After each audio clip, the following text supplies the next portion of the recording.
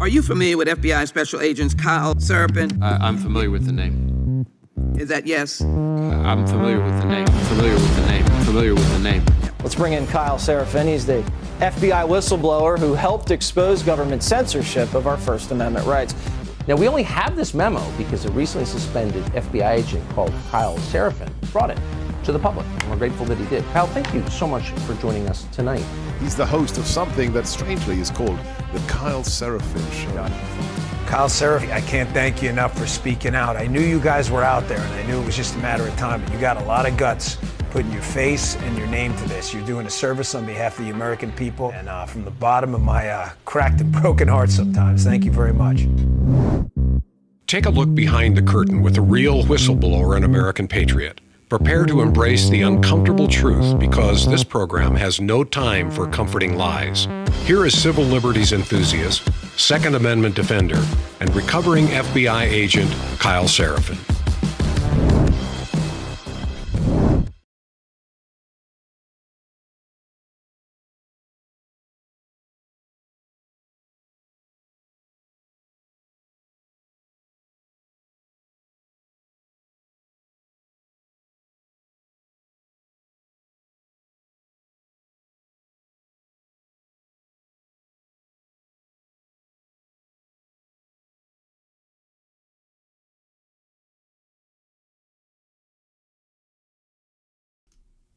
Hello, my friends. Welcome to the Kyle Seraphin Show.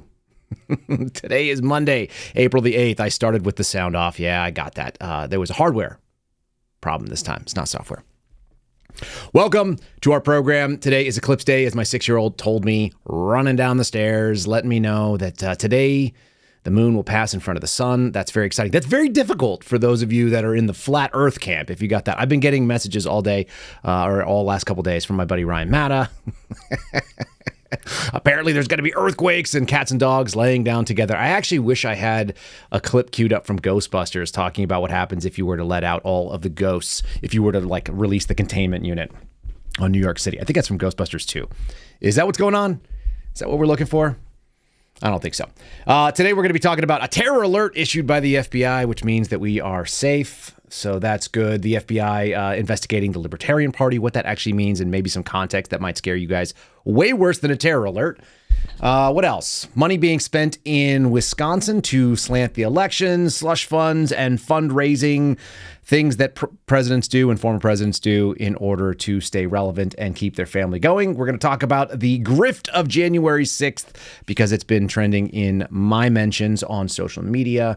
And I will finish up with how to subscribe. For those of you who have not subscribed to our channel, you can do so by coming to rumble.com/Kyle Seraphin. Make sure you hit the like while you are there. The subscribe starts off with a button that says follow. If you're not following the channel, you have to be part of Rumble to do that. But you can follow the channel. Then you hit the second version of that, which says subscribe. And it looks, well, I might as well just do this because it's really easy. Dan It looks like Zach, the Outkick coach, you just talked about, what. I have no idea what that was. That's really weird. What you're seeing on the screen, that surprised the hell out of me. Guys, that's how you subscribe to the Rumble channel. All you got to do is click the subscribe button, and then it'll give you an option to just load up in there. If you guys have already used Rumble before, then you will have payment options, or if not, you can upload if you want to get it. Did you guys just get hit with that weird video of the coach? I don't even know what she's doing there. All right. So be it. It's going to be a weird day then. Obviously, that's just how we're going to play the game. All right, let's get started with number one. Before we get that, let's actually just say thanks to 4Patriots. You guys know that you got two choices. I actually saw you in the chat already talking about it. I heard it last night on the family chat, prepare or repair. This is starting to stick home with you all. You got two options in life most of the time, and 4patriots.com/Kyle is one of those places where you can prepare. Yes, they offer prepper food. Yes, you can use it for camping. Yes, you can store it for up to 25 years. If you get into a situation where you need calories and you don't want to be stockpiling nasty tasting MREs, I'm going to get the chat going on that. 4patriots.com/Kyle. Get some variety in your diet. Make sure that you can hold on to those calories and make good decisions in case of emergency. In case there's a solar eclipse and then earthquakes follow on and then chaos ensues in all the major cities. Yeah. Make sure you guys are stocked up. If you haven't figured out what your emergency food plan looks like, there's only a few things that you actually need to survive. Food is one of them. Water is one of them. Protection from the elements. You guys can get started at least with some of that, including the water stuff, on forpatriots.com/Kyle. Check them out. Go to that landing page and then cruise on through. All right. So we've already started off to kind of a rocky note here. Let's get weird and get started with terror alerts. Why not? The FBI, according to lawofficer.com, has issued a warning, a terrorist alert warning for large gatherings to include churches. Expert in church crimes joined this this website to discuss what that means. Let me help you. What it means is that it's on the FBI's radar of possible threats, which means that it will not happen because that's how these things go down. The FBI apparently had a bulletin that specifically mentioned large gatherings, including sports stadiums and churches surrounding Eclipse viewing. Right. Is that how you guys go? Is that how you guys want to operate? You're going to listen to the FBI telling you not to go to church? I'm pretty confident that's exactly what a terror alert means. In fact, multiple very experienced former FBI agents reached out to me and let me know that this is a near guarantee that we will not have any threats or danger because they don't know what's going on. I've actually got a little video about how goofy the FBI is when it comes to telling us things and how we can basically set our watch the exact opposite of it. This is not exactly news. It's parody, but it's truer than most of the news that you'll actually listen to. Let's give this a little taste. This is our friends at the Babylon Bee doing the best impersonation of the FBI, better than the actual FBI would do it, because at least they're being honest. Hi, I'm Cito Gasson from the FBI. Last week, we released our 2023 crime statistics, and it's a lot of good news. Crime was significantly lower in 2023 in the United States. Murder dropped by 13%, and both robbery and aggravated assault dropped by 5%, while all violent crime declined by 6%. And property crime was down 3%. Truly a massive win for the current administration. Now, I'm sure you're sitting there at home thinking that it feels like crime is higher than it used to be. Well, you're wrong, because our statistics don't lie. We're the FBI, we would never lie to the public. We love you.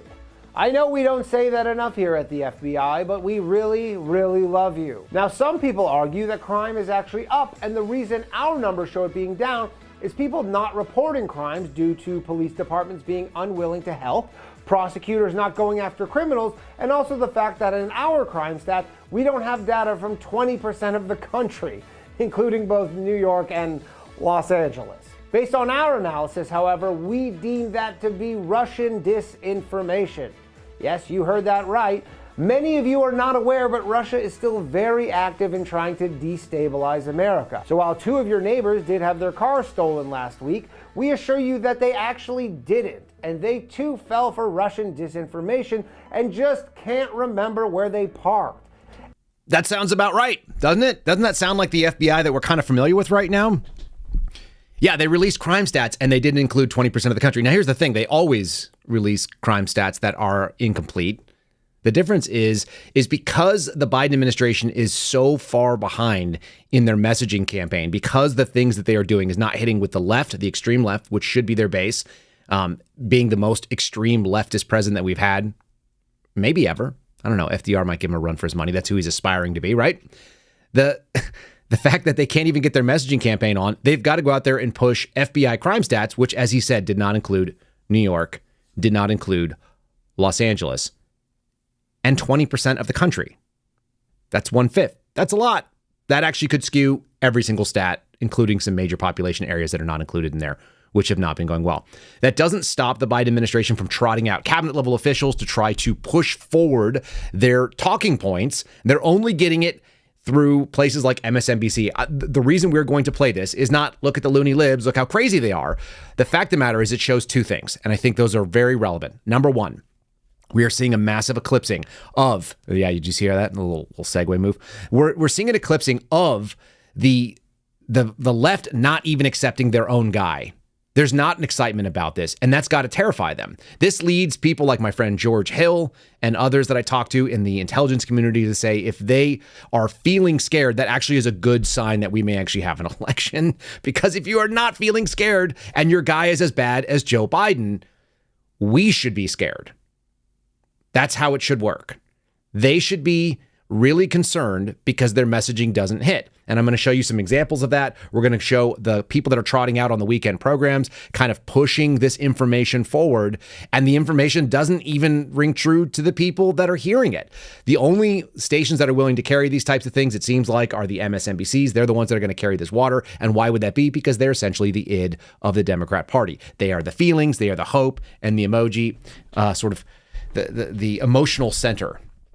They're not interested in logic or reason, and they are willing to do it totally uncritically. I want to share with you some inside baseball, though, because as we continue to expose things that have been going on, terror alerts, stay away from churches. The other thing that's really wild to watch is in real time, and let me pull this down, our FBI is sort of dismantling itself. They also do not believe the hype that the FBI has sold. What I have for you here is some inside baseball. This is not publicly available. This is stuff that Steve Friend and Garrett and I have all gotten from various sources. We've confirmed it from more than one individual inside the FBI. And this is the list of the top 5 issues for the SAAC. The SAAC is the Special Agents Advisory Committee. It's an internal group of FBI agents that volunteer, put their hands up and say, yes, I'm willing to go and be part of the advisory committee. And the advisory committee is supposed to tell the FBI director the problems from the most important job set within the FBI, the special agent. Now, as I've told you on this program, and I've told on many others, the FBI special agent role is actually not the most powerful role anymore. And it's something that has not existed for at least 15 years, maybe 20 years, where it's slowly lost ground inside the FBI, where the intel people are running the show. But they still have an advisory committee trying to tell the Bureau, listen, we're the ones out in the front. We are the ones who see the real problems with the public. The intel people don't see that. They're crawling on social media, but they're not seeing real people say, I don't respect you. I am now videotaping you, and I'm going to release footage of you knocking on my door like an idiot. And these are the top 5 issues that they brought. Look how many of these are familiar to most of you. VCAC, the number 1 issue listed for the Special Agents Advisory Committee talking to the director is that the program does not receive adequate funding. What is VCAC, you say, Kyle? VCAC is the thing that Steve Friend was removed from. VCAC is violent crimes against children, otherwise known as child pornography, otherwise known as the one thing that we can probably all agree on in this country that the FBI should be doing, saving children from sexual predations.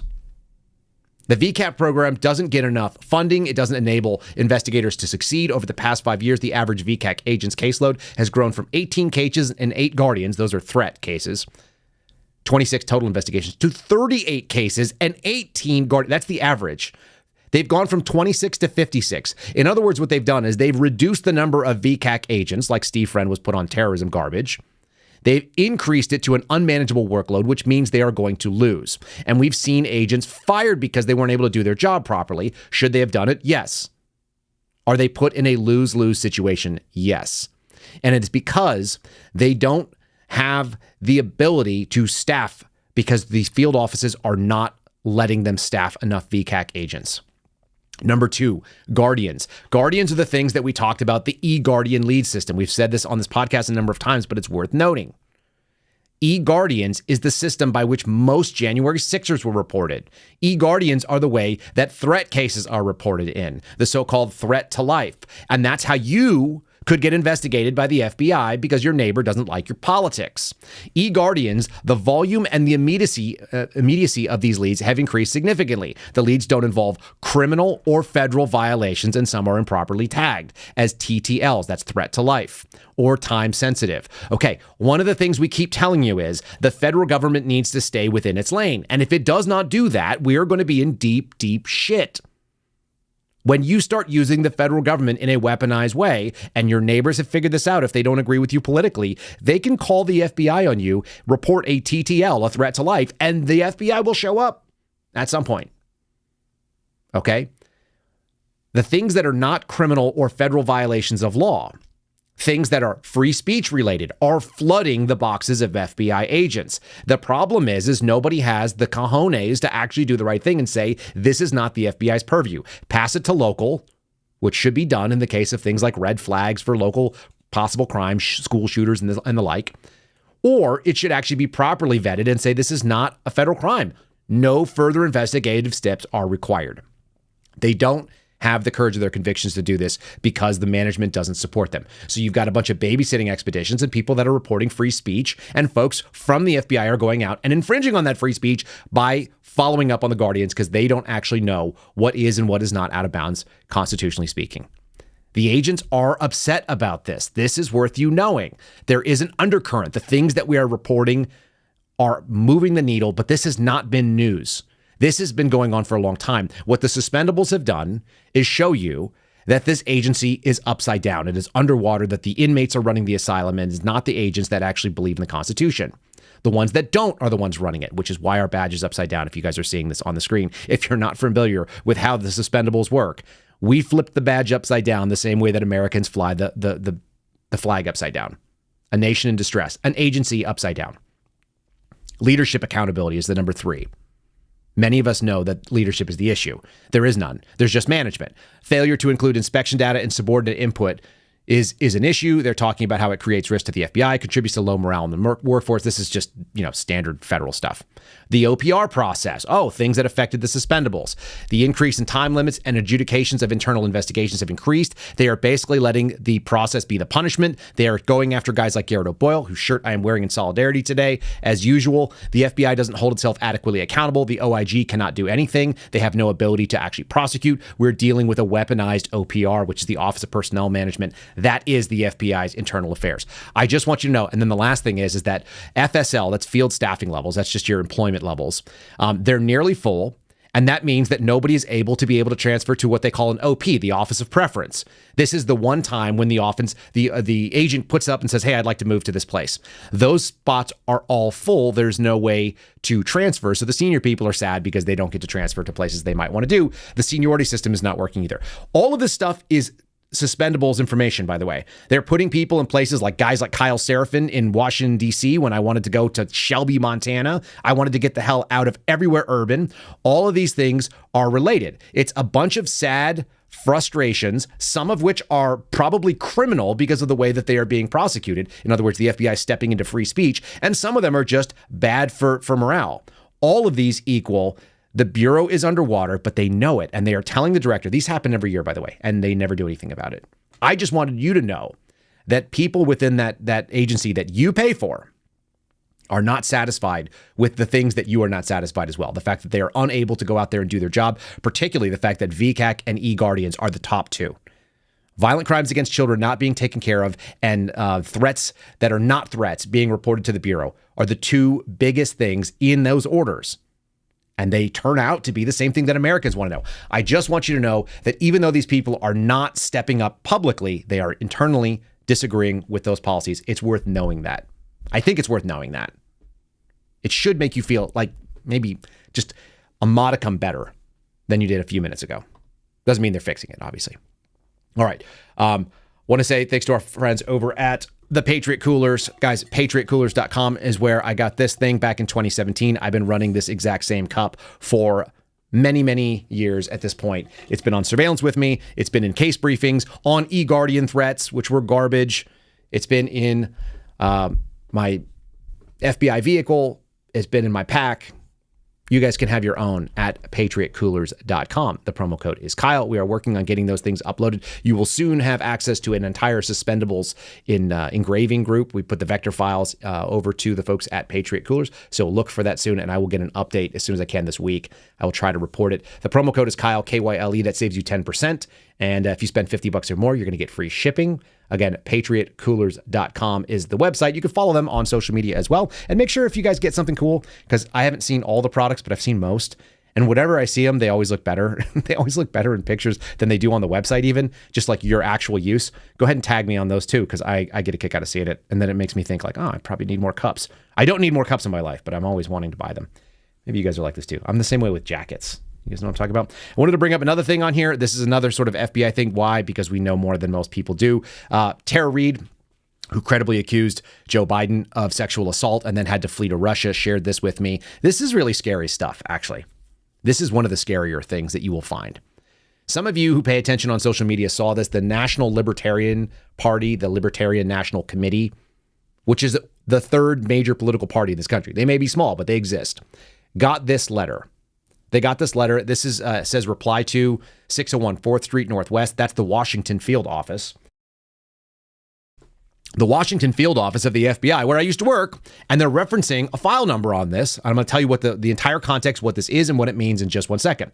The file number is CG- and then a bunch of numbers. CG stands for Chicago. That is the Chicago field office. The way that FBI case files work is that there is an alphanumeric that tells us what kind of file it is, what kind of case is being done. Those are called TURCs, which is the time utilization and record keeping system that the FBI uses. Same way that like an attorney might bill hours to a case, the FBI bills hours to a threat. And there is going to be something there that's left off. So that file number, CG, we don't know what kind of file it is. But that doesn't actually relevant. It's not relevant because the numbers will actually tie to that case. So Chicago opened up a case. And what they claim is that the FBI has an active investigation seeking to identify activities for a hostile foreign government and their intel services when they target U.S. government agencies, private sector, and political processes. The FBI recently obtained information showing that one of these foreign threat actors was in control of various IP addresses, and those IP addresses were used to log into the Facebook account controlled by your organization, in this case, the Libertarian Party. It happened between August of 23 and February of 24. The FBI recommends changing the password, doing multi-factor authentication, and some other things, and you can reach out to us, and we'll tell you a little bit more. Libertarian Party, rightly so, doesn't trust the FBI, and I don't blame them. But here's what's really scary about this, because we've been talking about this since I've been public. I started this talking about this sort of issue with Dan Bongino going back to September of 2022. It's my estimation, in my professional opinion, that this notification, it's fairly standard, but it also serves as a CYA for the FBI. Because there's almost no chance that that case file from Chicago, which has a major counterintelligence cyber crimes group, just like Washington Field does as well. The odds are is that this is an intelligence investigation, not criminal, because we're talking about a foreign threat actor. They've already said that. And under the classified Appendix G, like golf, which exists in the FBI's dialogue, this is the playbook for how the FBI goes about doing investigations. Classified Appendix G, which is referenced all the time in the FBI Academy, and they never tell you what it is. And then you get to the field and you read it and you're like, oh, it's one paragraph that will essentially allow any agent that's working on these threats to open a case on almost anybody. Yeah. One paragraph. And it justifies the opening of a federal intelligence case on almost anybody. Well, how does that work? They identify a threat or a victim. The victim part is the scariest. If they've identified that you, I'm talking to you listening right now, that you are potentially a target of a foreign intelligence service, a full investigation can be opened on you with all the resources that would happen if you were the actual threat. I'm going to say that one more time because it's worth hearing. They can open a full investigation on you, the potential victim, with all the tools that they would have if you were the threat. Because they've got to get into your finances. They've got to get into your phone records. They've got to get into your internet search history and all the things that may be available through secret subpoenas known as NSLs or actual subpoenas or FISA warrants. They may need to get into all of that stuff to protect you, the victim, by destroying your civil liberties. They can do that to the National Libertarian Party. They can do that to little old you or me. They can certainly do it to politicians and people who are major names, because all of them are potential targets of our foreign nation threat actors. Does that concern everybody just a little bit? I've said this on some larger programs. It should scare the crap out of you. The ability to do this, the ability to take and weaponize their mission set against American freedoms It's the opposite of the reason why we set these things up. Imagine if you were the victim of a crime, someone stole your car, and so the police started doing subpoenas into your bank records and into your phone calls to try to figure out where the car was or who might want to target you. That's not a good way to do that situation. They can ask you and you can volunteer to help should that be necessary. But we're talking about national security here. We're talking about things that they'll never tell you that they're doing. There's nothing you can do to find out whether that case exists on you. The only way you're going to find out is if you get a letter like the Libertarian Party did, like this.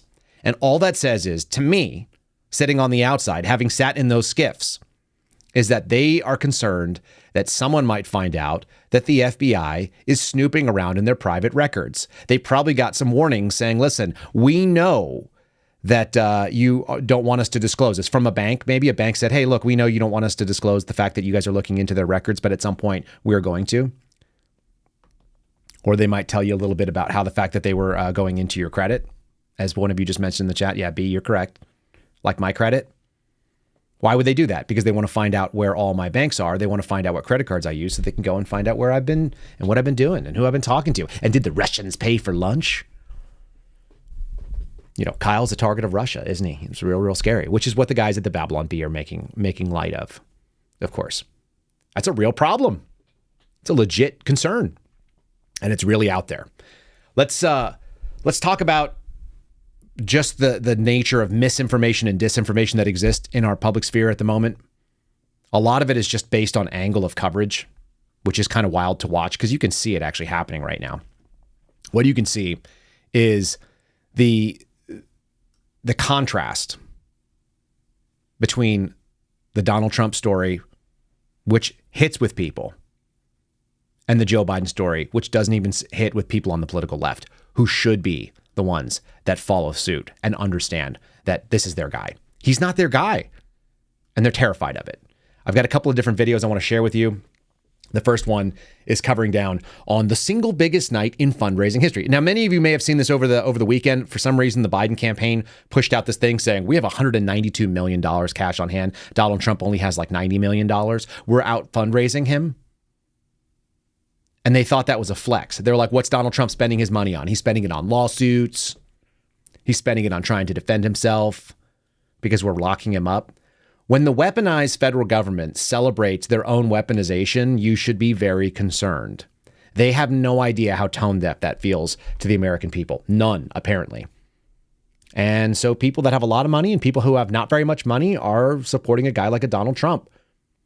And that's pretty normal because they look and they see something. It's not that Donald Trump has indictments and that makes him relatable to black people, which is what we heard our friend Dexter Taylor talk about on Saturday night, if you joined us for that.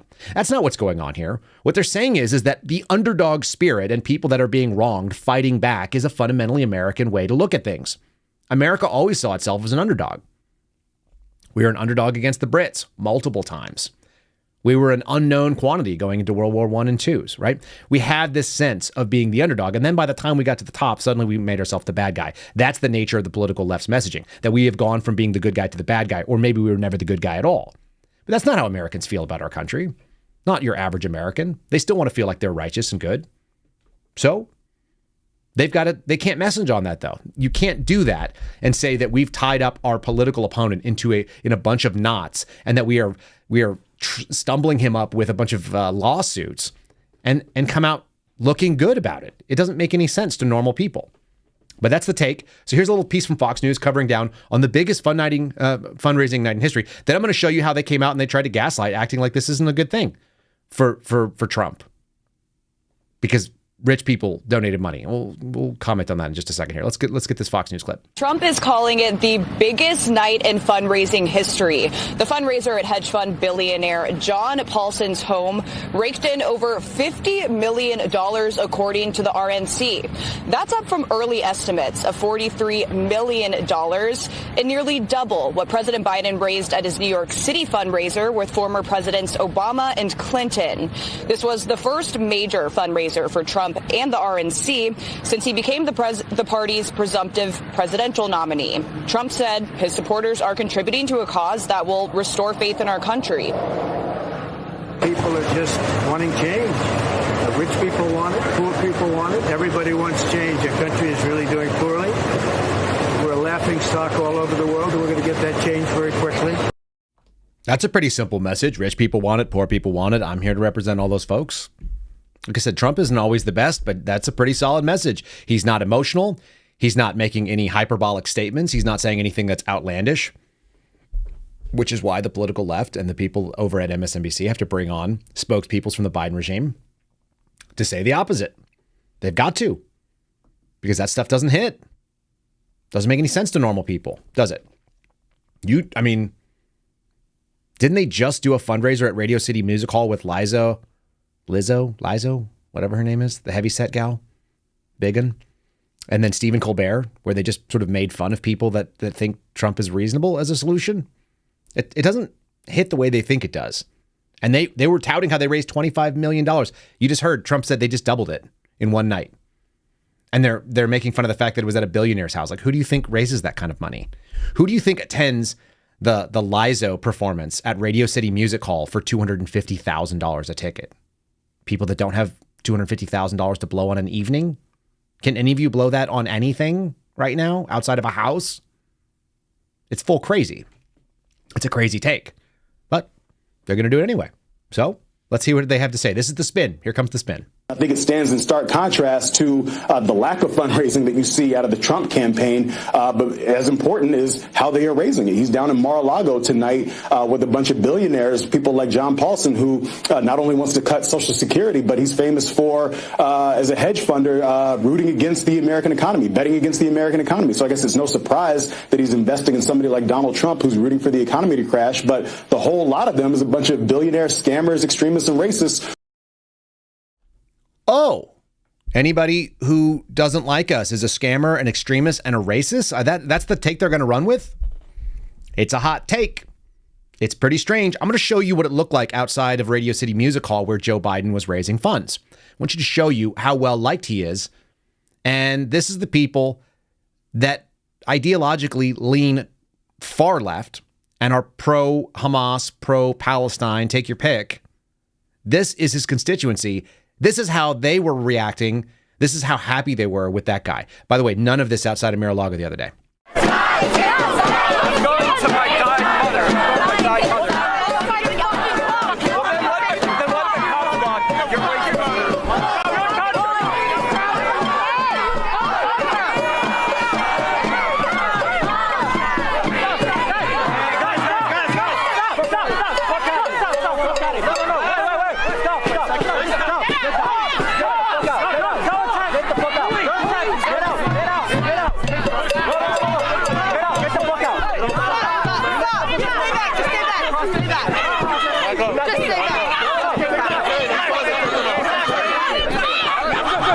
That's enough of that. That's how happy they were. And this is the CBS News coverage of it. Are you ready? Oh, Biden holds record-breaking fundraiser outside New York with Barack Obama and Bill Clinton. Yeah, look how dignified that was. It was so good.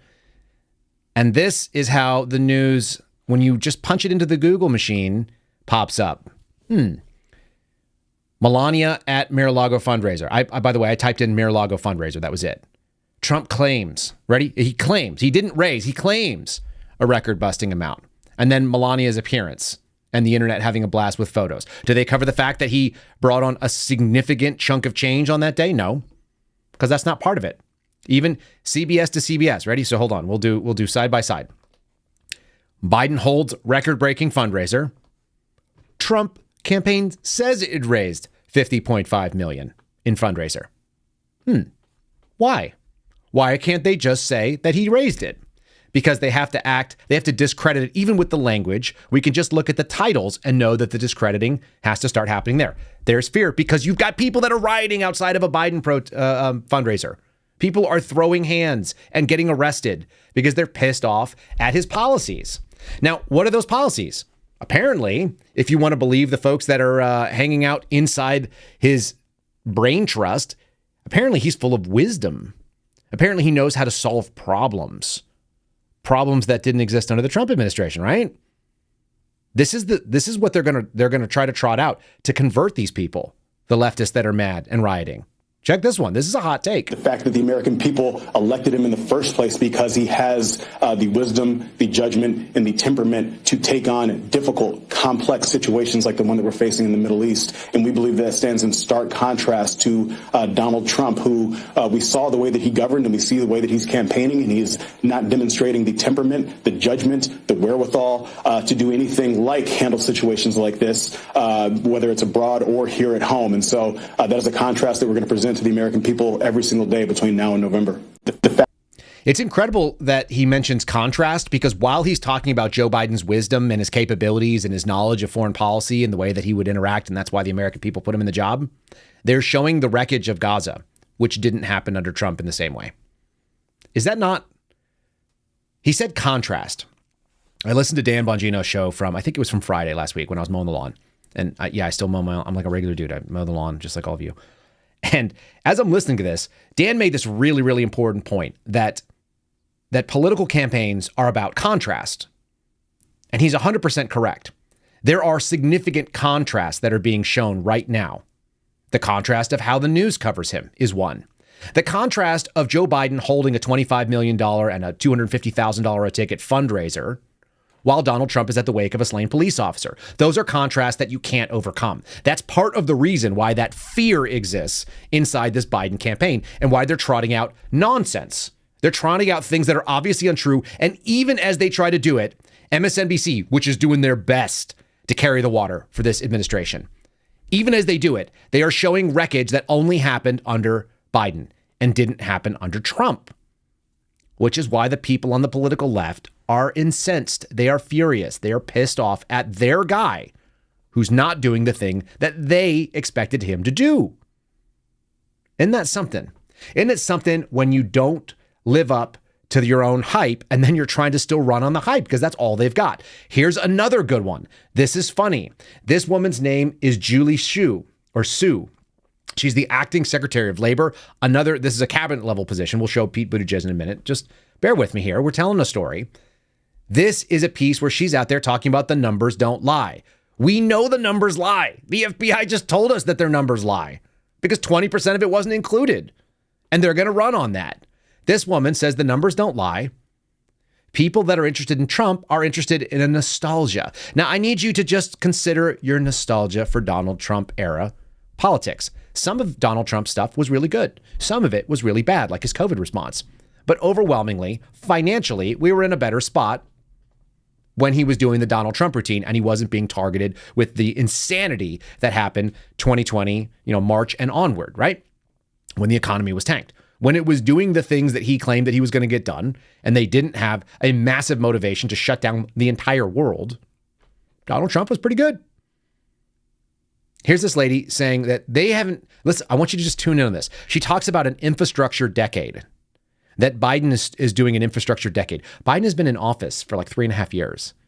Let me know how that becomes a decade anytime you guys want. Put it in the chat if you like. Here we go. I mean, I say it's unfortunate that some people try to peddle a story for, of nostalgia for something that just wasn't true. I say that, look at the numbers, right? The numbers don't lie. The last president kept talking about an infrastructure week that never materialized. President Biden has delivered on an infrastructure decade where we're seeing projects, shovels hit the ground in communities all across the country. And it's just, it's irresponsible to suggest anything else. I don't know what to say about it. I just don't have anything to say because I can't lie any longer. I've run out of fake words. I came out with talking points and they don't work. It just doesn't. No, I can't get it done. I can't get it done because it's nonsense. So there you have it. She told you. I just don't have any more words because it's nonsense. It's fake. Here's this nostalgia, by the way, of Joe Biden, the man that never was. Joe Biden is so fun because he's been lying for 50 years and there's documented evidence of him lying for 50 years. And so when you say the nostalgia for the Joe Biden, I miss the Joe Biden that was the Puerto Rican, Jewish, black, Greek. You guys know what I'm talking about, right? The man that is he's everywhere, and he was raised by everybody. He's the most American person ever because apparently he just spent his childhood being passed away from his actual family to a bunch of like diverse ethnic groups to learn about their cultures. This is apparently what he's claimed. This is the nostalgia of the Joe Biden. You want to talk about something that never happened? This never happened. It's fun though. Let's watch it. I was sort of raised in the Puerto Rican community. I had a very close relationship with the Greek American community, for real. I am Joe Bidenopoulos. I grew up in a heavily Irish Catholic community in Scranton, Pennsylvania, and a heavily Italian Polish community. When I say I got raised in the black church, he knows I'm not kidding. The Persian culture is amazing.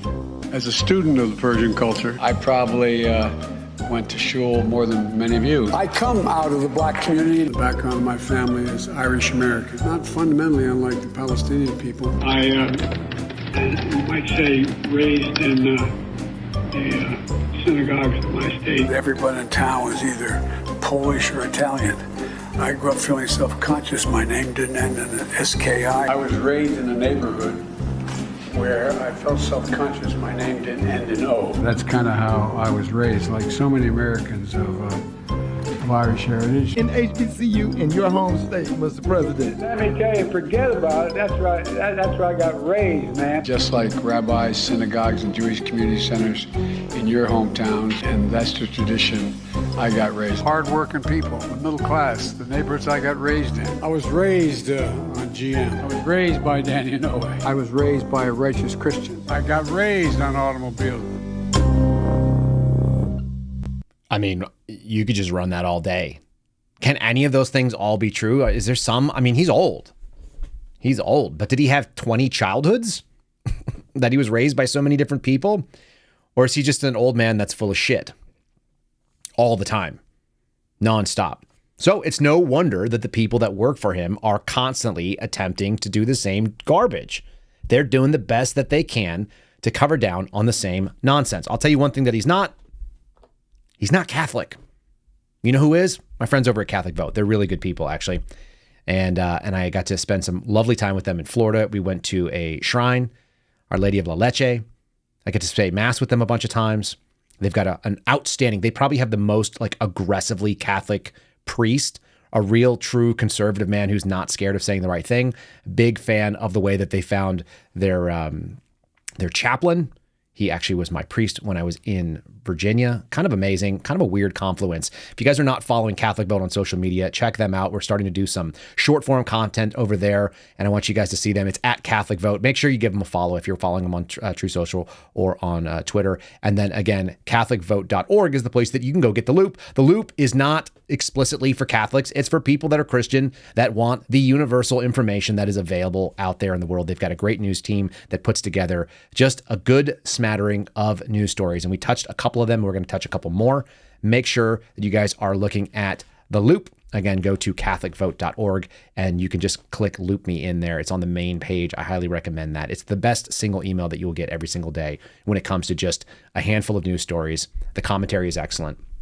And it's really smooth. Unlike these clowns over in the Biden administration who are out of control, just silly. Like, I pity them. Imagine being Pete Buttigieg. Pete Buttigieg, for all the things that we dislike about him, he's very smart. He's slippery. I'm like, my wife and I used to joke, we don't even know if he's gay. Like, he would just do that because that's how you get power. I think many of you guys can relate to that sort of instinct. You look at him and you're like, I don't trust anything this guy is saying, but the words he's saying are good.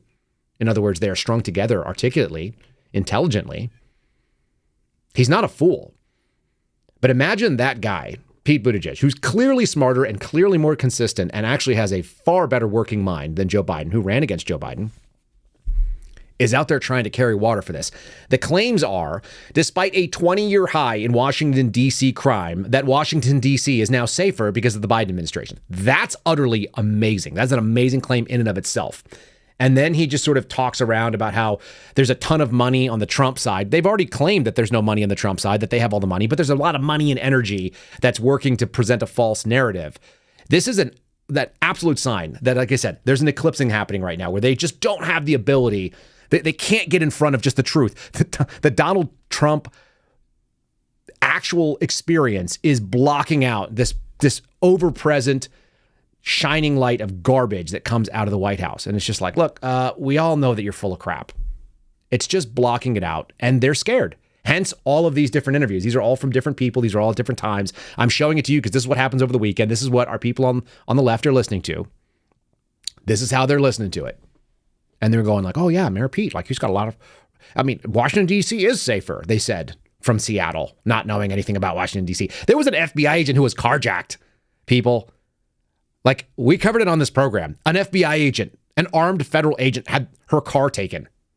Yeah, her car. I said it. Okay, here we go. So we need to talk about the reality here. And again, there is a lot of funding and a lot of energy going into telling a different story, especially on ideological news outlets and online. But the simple facts and the simple reality are right here staring us in the face, including the fact that I can safely walk my dog to the Capitol today in a way that you couldn't do when we all got here. We couldn't do that when you got here. You couldn't walk your dog to the Capitol. It's so weird. It is such a difficult thing to hear these people do it.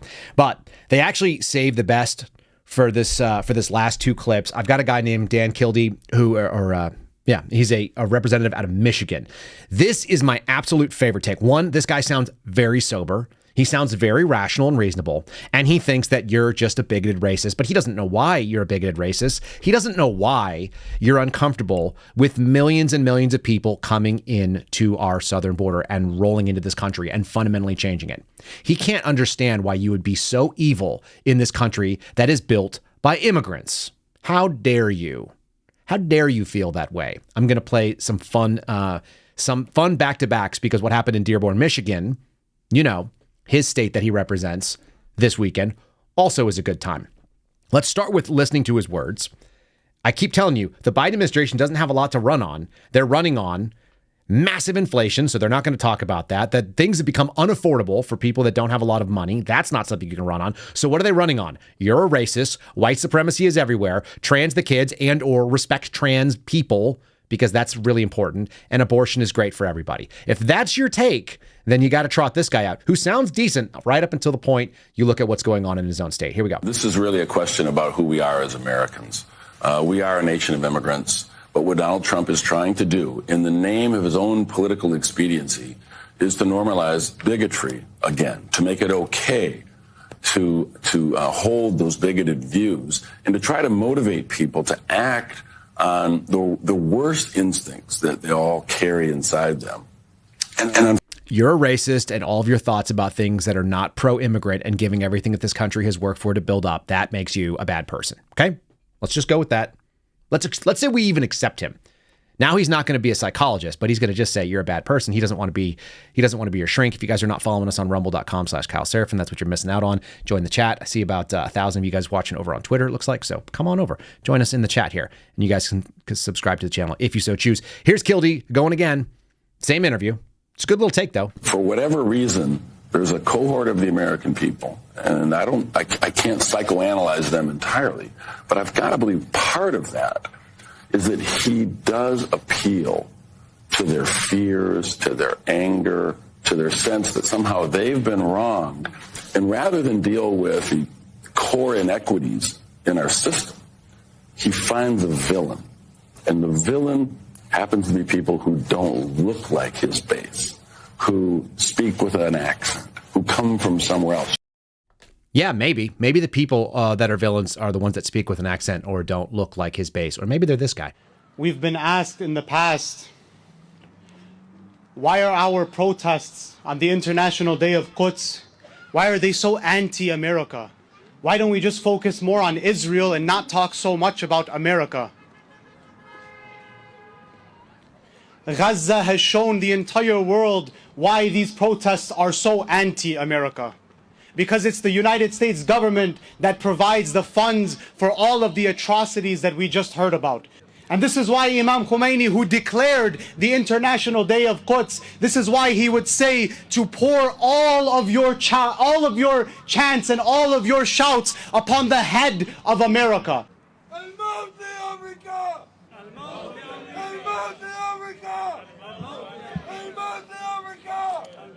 Malcolm X said, and I quote, "We live in one of the rottenest countries that has ever existed on this earth." It's not Genocide Joe that has to go. It's the entire system that has to go.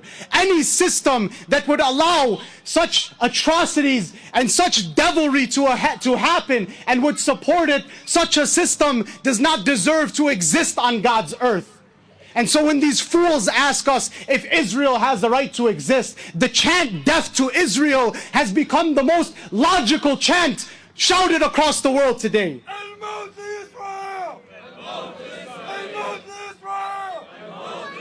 Imam Khomeini recognized that Israel is an evil settler colonialist project.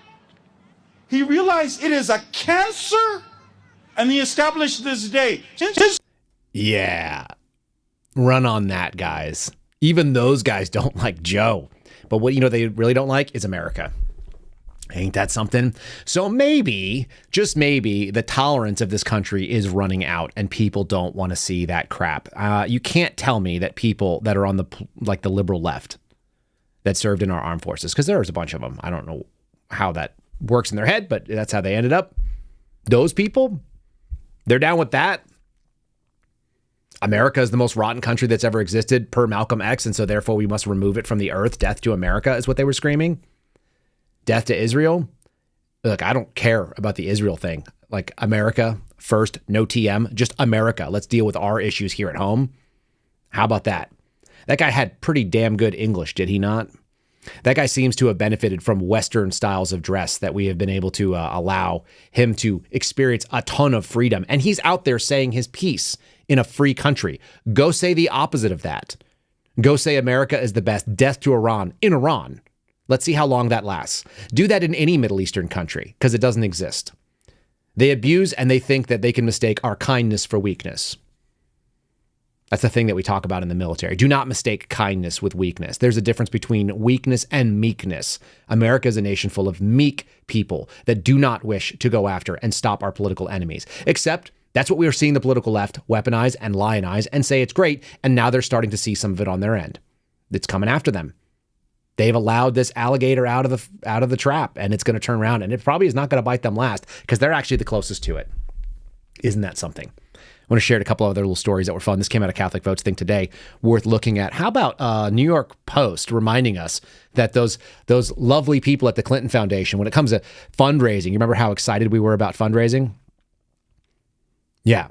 Their mega charity took in $140 million in grants and pledges in 2013, but spent $9 million on direct aids. Isn't it always just a grift with these people? Isn't that really what it's all about?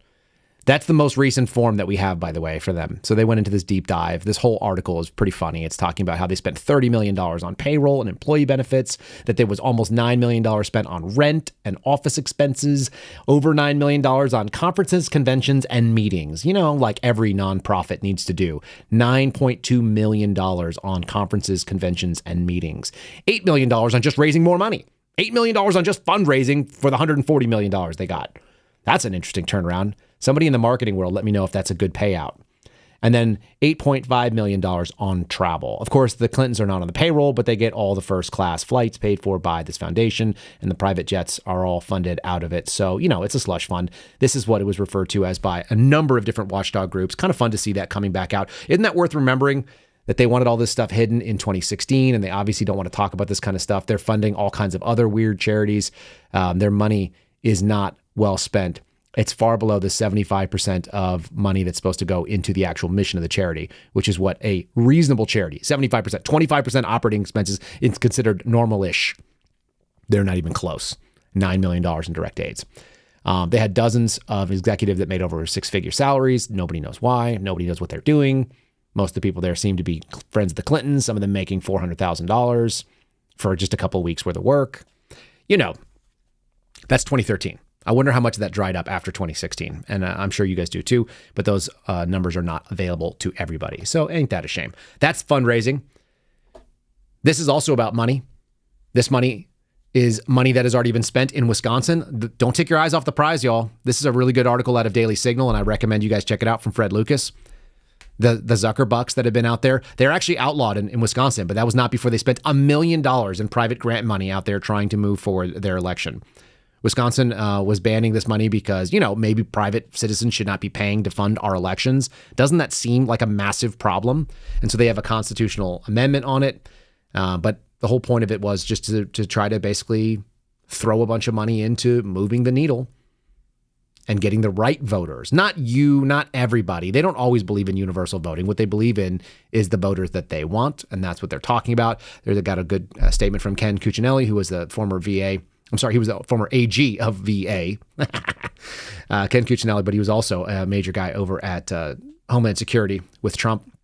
He said when you're trying to put down these scams and these schemes, it's basically like trying to stay ahead of hackers. This is the real world. It's not digital. We're dealing with actual votes, maintaining clean elections. The other side constantly is trying to muddy up the waters, and we're always trying to clean it up.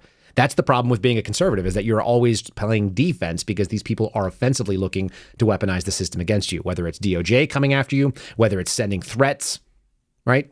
Whether the threats out there are being weaponized, because there are real threats, just like we talked about with the FBI agents. There are real ones, but the opportunity cost is that they're sending fake ones. Are we investigating that dude from Iran for his free speech or his Iranian free speech? I don't think we should. Like, what law did he break? But somebody could report him. But I guarantee you, if you were out there giving a MAGA speech, you have the possibility of having them reported to the FBI for your dangerous rhetoric. We know people like Joe Oldman have been reported like that way.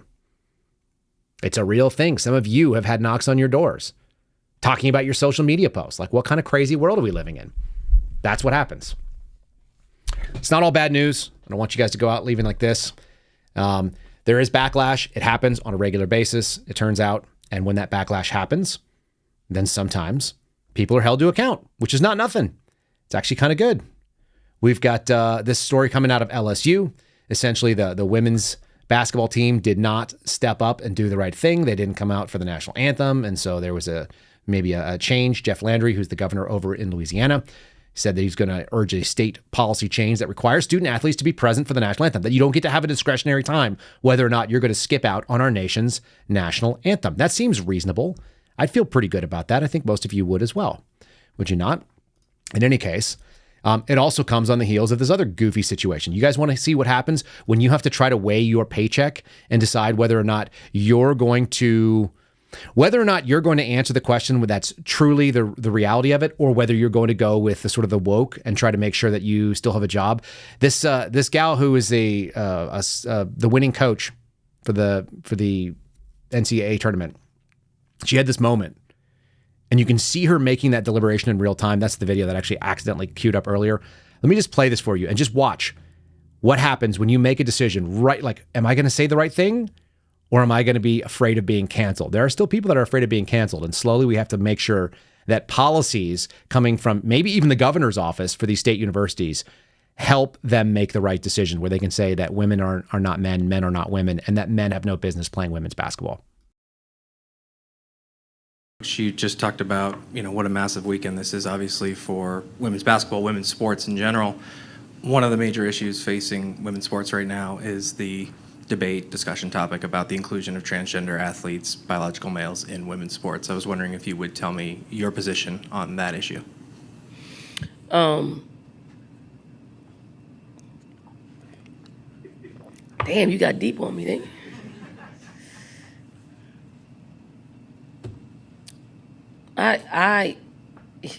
I'm under the opinion of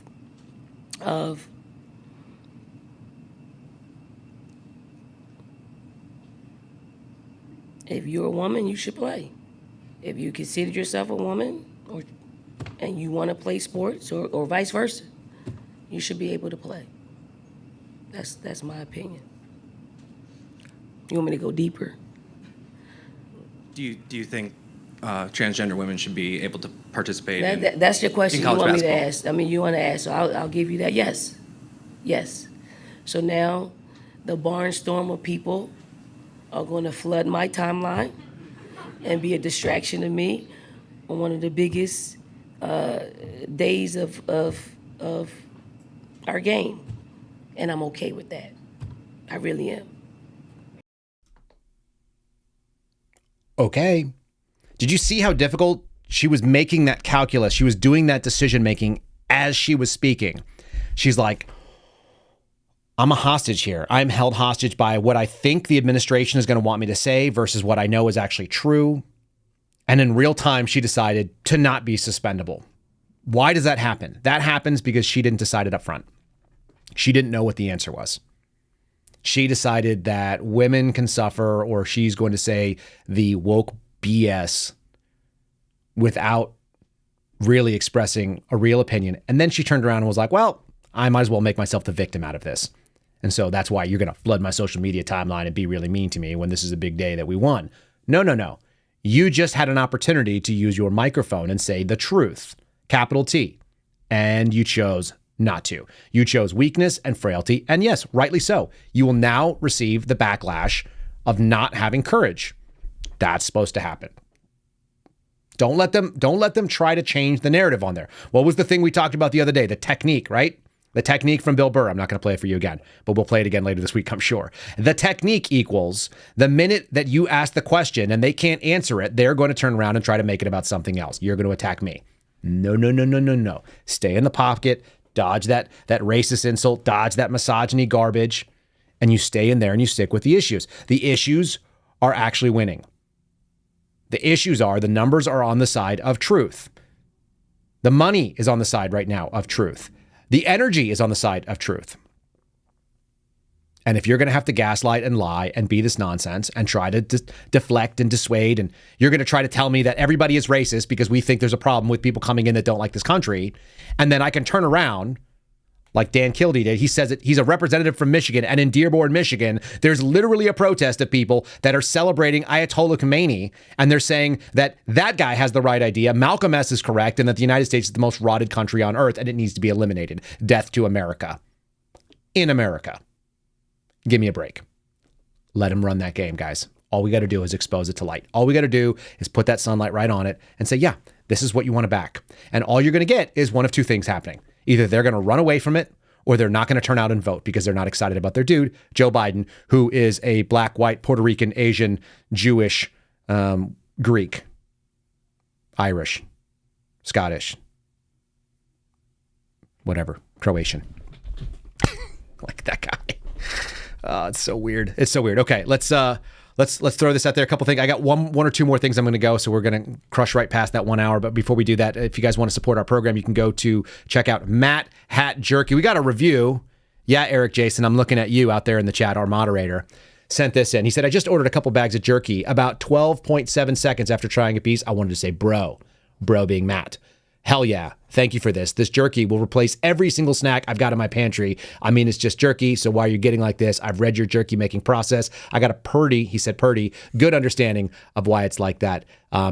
Needless to say, Eric Jason, our boy, is a fan. You guys can go to Matt 2T's Hat 1T Jerky, matthatjerky.com/Kyle, and you can order it up. The promo code Kyle, Kyle, will save you 20% on any of their bags of jerky. Check out the USDA Prime stuff. That's my fave. It's en route for me. I will open it when it gets here. And then you guys can also support our other affiliate here. That's Mike Lindell, who was one of my streams of income last year, I found out. It's always fun to do your taxes and find out who's paying you and who's not paying you. You guys can go to mypillow.com/Kyle. If you're in the market for something from MyPillow, might as well use our promo code if you listen to our show. The big guys don't need it. Promo code Kyle saves you up to 50% depending on what you're buying there. If you go to mypillow.com/Kyle, you'll find the landing page of all the specials. You guys can check out the towels and the slippers. And if you're into the MyPillow game, they got the 2.0 out. Check all that out. I know they've eliminated some of the sheets deals, but not all of them. If you guys want the Giza Dream Sheets, promo code Kyle, Kyle, will save you a bundle of money. Sometimes people send me screenshots of their orders. It's like literally like 50% taken off in their bill, which is not nothing. I see Eric Jason is confused about how I had access to his email. I have access to all the things, man. Who did you think you were watching? You're watching the Kyle Seraphin show here, folks. And if you are not watching us on Rumble, make sure you guys do that. Let's not be hasty. We've got a couple more things I want to run down on. I told you I would talk about the grift of January 6th. It's really important to embrace nuance on this day of all things. When we are looking at things, capital T truth, I want to put this thing up. This is from Bill Shipley. Bill Shipley spent 20 years as a federal prosecutor. Bill Shipley knows a little bit about January 6th. I think he's got like 50 January 6th clients. He spent a lot of time in this space. And let's just talk about what this particular tweet came from a couple days ago. It's starting to come out that there are a number of people in the January 6th game that are grifters, that are con artists, that are using it as a way to make money. And there's a guy named Jake Lang that is specifically guilty of this. There are probably others. I don't know of all of them, but I know Jake Lang has called me from jail. Do you know how many people can call me from jail on a non-recorded line? None of them. They've never done that to me. It's weird. I get text messages from him. So does Steve Friend. Anybody that's got a public face is getting messages from this guy. I've had dozens of you reach out on DM. And yeah, it's a lot of you have reached out and said, this dude is doing something that nobody else does. He's known as Jake the Snake or Snake Lang for those of us that deal with him, including my friend Sean Witzman, who's dealt with him quite a bit. He was working at Gateway Pundit, and any negative statement about Jake Lang will get you kicked out of Gateway Pundit. That was a stream of income for my friend Sean. He's no longer at Gateway Pundit because Gateway Pundit makes money on Jake Lang, from everything I can tell. They run his podcast. This is Shipwreck Crew, also known as Bill Shipley, saying, all of you, Jake Lang has not had a trial by his choice. Not all J6ers are equal, and that's why we talk about nuance. That's why guys like Steve Baker come on here and talk about the truth. He's asked for his trial to be delayed pending the outcome in Fisher. Fisher is the Supreme Court decision for the 15-12 count. His case before Judge Nichols in the 15-12 count against him was dismissed. The government appealed the dismissal, which paused the case. The case has remained paused with Lang's agreement. He is agreeing to stay in jail while the 15-12 issue has been appealed in court. Why is he okay with this? Because he knows he's getting convicted on multiple other counts. The video evidence against him is overwhelming. The video evidence is that he showed up with a bat, that he rushed a police line, and he tried to hit police with a bat. I've said this many times. I will continue to say this. If you were involved in physical violence that you initiated against law enforcement on January 6th, you belong in jail, just like the people from Antifa did in 2020. Just because they did not play that game fairly and just because DOJ did not go after them doesn't mean people who came up to cops with a bat don't need to go to jail. You're garbage. Lang is garbage. He says right now, there's a overwhelming sentiment that he is serving his sentence in advance because even though he has delayed his sentence or his case, he's doing it on purpose, knowing that he's going to get time served if he serves enough time. And while he's in there, he's making a ton of money. I've had people tell me shocking amounts of money they think he's making. Tens of thousands of dollars a month. I don't know if that's true or not. But even just the buy-in to be able to get access to a prison phone or a jail phone when you're not supposed to have a phone can be upwards of $2,000 a month. And I'm told that he has that all the time. And then he uses it on his Google Voice account. So Bill Shipley says he's simply serving his sentence up front, but he's using the fact that he's been in custody as part of a quote-unquote martyrdom fundraising tool. He has conned people like Patrick Burns. He's conned a bunch of different January 6th type folks. All of these people realize that this guy, at some point in time, they realize like he's out there raising money on this stuff. He wouldn't be able to raise nearly as much money if he was out on bail or if he just went to trial and was actually serving a sentence. It's a multifaceted money-making exercise. I don't care if you guys agree with me or not. I've had quite a bit of experience when it comes to people reaching out, and I can smell when they're fake and when they're not. I've been doing it for a while. If you don't know what a liar looks like, it looks like Jake Lang. And his text messages are nuts. You tell me another person who's hosting a podcast from prison or from jail. It doesn't happen. Not without spending a bunch of money and buying off people. It's ugly and weird. So we have to have nuance if we are going to be honest and truthful. If you want to be using the power of truth with a capital T, then you have to know when somebody is lying and they are using your kindness. They are mistaking your kindness for January 6th for weakness. It's happening a lot. There are a small number of people that are insidiously using that moment and they are going after you. I got blocked, by the way, having never dealt with him on Twitter ever. I don't care. I just want you to know what the truth is because it's ugly. And it makes me sad that he's using that against decent people. All right. That's what we got for the day. Let's do a 5-star review. I think I've got a long one. This actually came in through the website. Folks, you can see that it came in through the website. So I just snippeted. It's like paragraphs and paragraphs of really good stuff. It says, I first heard about Kyle and his story listening to Dan Bongino. Soon afterwards, I was delighted to find he started a podcast. I travel for a living, often binge various shows to stay informed. Kyle has now become my go-to platform for world events, national security, and suspendable related news, much like Tucker Carlson. I appreciate Kyle's ability to look at issues from a perspective that everyone else is screaming that you don't consider. Kyle's a natural interviewer, and his preparation is obvious. Besides being a man's man, multiple life experiences and service in the Air Force before joining the FBI, it makes him credible and authentic. All things considered, it's obvious why he's able to speak to so many topics with experience and have the ability to relate to things. He goes on. This is really good. Also, this is the thing that actually moved me a bit. I've always attempted to live my life as a devout Catholic, so I appreciate the fact that he invokes the Catholic faith from time to time.